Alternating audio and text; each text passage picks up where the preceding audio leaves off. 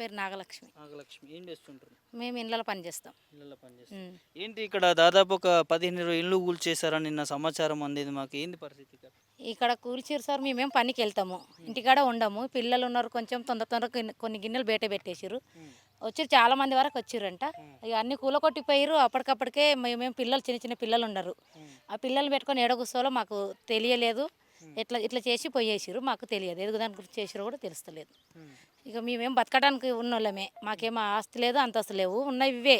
హ్మ్. ఇంట్లోనే బతుకుదామని బతుకుతున్నాము. కానీ గవర్నమెంట్ నుంచి మీకు లేదు అని అంటుర్రు. హ్మ్. మళ్ళీ ఎందువల్ల అట్లా అంటుర్రో మాకు తెలుస్తలేదు సార్. మరి పేదలకే కదా ఇది ఉన్నింది. హ్మ్. మళ్ళీ పేదలకు ఇవ్వకుంటే మళ్ళీ మేము ఏడ ఉండాలి? హ్మ్. అది ఇట్లా జరుగుతూ ఉంది. మేమేం పనికి వెళ్తున్నాం. ఇక్కడ ఏమేమి జరుగుతుందో మాకు తెలుస్తలేదు వచ్చే వరకు. హ్మ్. ఓకే అమ్మా. మీరు అంటే ప్రభుత్వం ఆస్తులు ఇవన్నీ కూడా మీరు కబ్జా చేసిర్రు. కబ్జా చేసి ఇక్కడ ఉంటా ఉన్నారు. మీరు ఎలాంటి ఇక్కడ పర్చేజ్ చేయలేదు. డాక్యుమెంట్ కూడా మీ దగ్గర లేవు అని చెప్పి అధికారులు చెప్పి కూల్చేసిర్రని చెప్తా ఉన్నారు. ఏం చెప్తారు దీనికి? ఇక దాని గురించి నాకు అంతగా చెప్పడం హ్మ్. తెలియదు కదా సార్. మళ్ళీ ఉండాలంటే ఉన్నాం మేమంటే. హ్మ్. ఎవరు లేరు కాబట్టి మాకు ఆస్తి లేదు. హ్మ్. సరే ఉండాలి, పిల్లలు చిన్న చిన్న పిల్లలు ఉన్నారని చాలా రోజుల నుంచి మేము ఇక్కడ బతుకుతున్నాం. హ్మ్. మా చిన్నప్పుడు తాన నుంచి ఇక్కడే ఉన్నాము. హ్మ్. పెళ్ళిళ్ళు ఇక్కడైనవి ఇక్కడనే ఉన్నాము. హ్మ్. కాకపోతే అక్కడ గవర్నమెంట్ స్థలాలు అక్కడ సైడ్కి ఇచ్చిర్రు. వాళ్ళు అక్కడ ఉన్నారు. మాకు లేని వాళ్ళు మళ్ళీ ఏడు ఉండాలి మేము? హ్మ్. మాకు ఇవ్వలేదు. అప్పట్లో ఎప్పుడో ఇచ్చిర్రు వాళ్ళకి. హ్మ్. ఆధార్ మీద వాళ్ళు బతుకుతారు. హ్మ్. మళ్ళీ మనం లేని వాళ్ళం మేము ఎక్కడ ఉండాలి? ఇక్కడ ఓ స్థలం ఇవ్వాలి కదా మాకు కూడా హ్మ్. అనేటట్టు మేము వేసుకొని ఉన్నాం. మేము కూడా ఉండి కూడా చాలా రోజులు అవుతుంది ఇక్కడ. హ్మ్. 3, 4 సంవత్సరాలకు ఎక్కువనే అవుతుంది. హ్మ్. వచ్చిర్రు కూలగొడుతురు పోతురు. కట్టుకుని ఇల్లు కూడా కూలగొట్టరు చాలా వరకు. హ్మ్. మేమంటే గుడిసెలు ఉన్నాయి. హ్మ్. మాకు కట్టుకొని సోమతి లేక బట్టి గుడిసెలు వేసుకున్నాం. హ్మ్. ఆ గుడిసెలు కూడా కూలగొట్టిపోతురు. హ్మ్.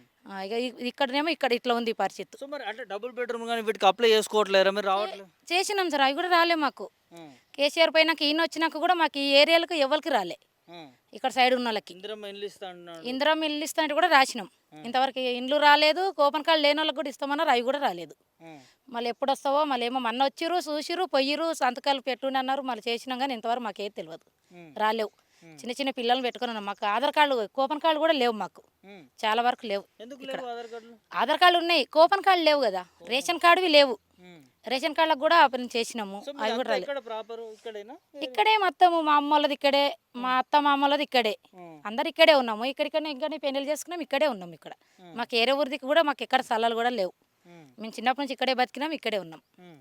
మాకు లేవు. సో ఇన్ని సంవత్సరాల నుంచి ఇక్కడ ఇండ్లు కట్టుకొని గుడిసెలేసుకొని ఉంటా ఉన్నారు అంతే. ఉంటున్నాం. హ్మ్. అంతే. మరి మాకు ఇప్పుడు ప్రభుత్వం కూల్చేస్తా అంటుంది. మీ పరిస్థితి ఏంది?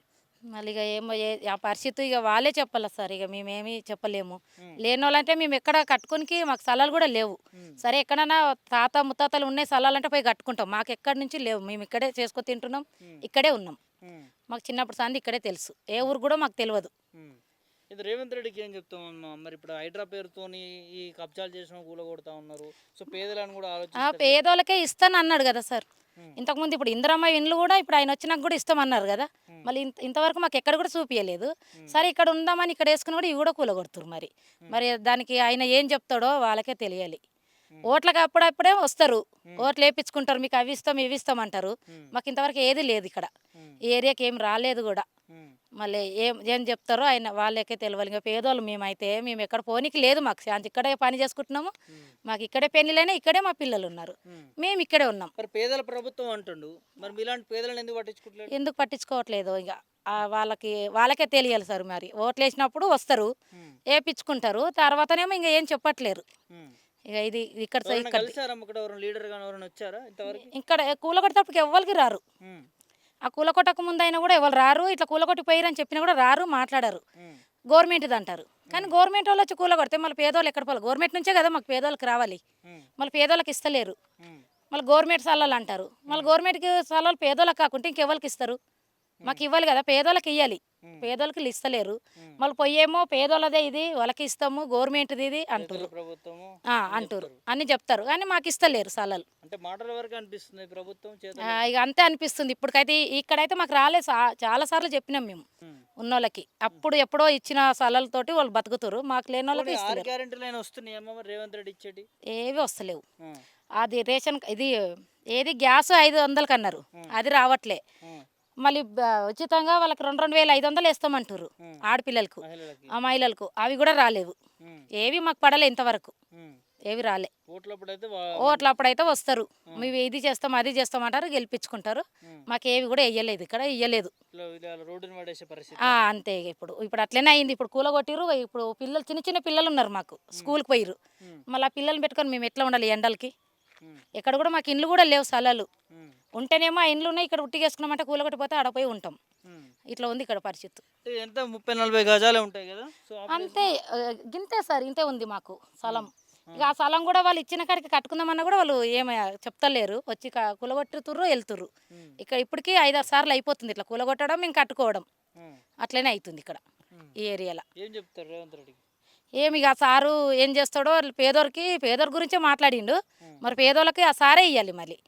మళ్ళీ వచ్చి ఏం మాట్లాడుకొని ఇస్తారో ఆ సార్కే తెలియాలి. ఇక మేమైతే చెప్పలేము. ఆయనకు తెలుసు పేదల గురించి, మళ్ళీ ఆయననే మాట్లాడుకోవాలి. ఒకవేళ ఇట్లనే ఇక్కడ ఇల్లు కట్టొద్దు అది అంటే ఏం చెప్తారు మరి? ఇట్లా మళ్ళీ అప్పుడు మేము ఎక్కడ పోవాలో ఆయననే చెప్పాలి. మాకు డబుల్ బెడ్రూమ్లు అన్నారు కదా, అదన్నా చూపించాలి. మాకు స్థలం రాసినాము, ఇచ్చినాము. అన్నీ కావాలి, ఇవి కావాలి అవి కావాలి అన్నారు, రాసి ఇచ్చినాము, సంతకాలు పెట్టినాము, అన్నీ పెట్టినాము. కానీ మరి మాకు ఏది రాలేదు సార్.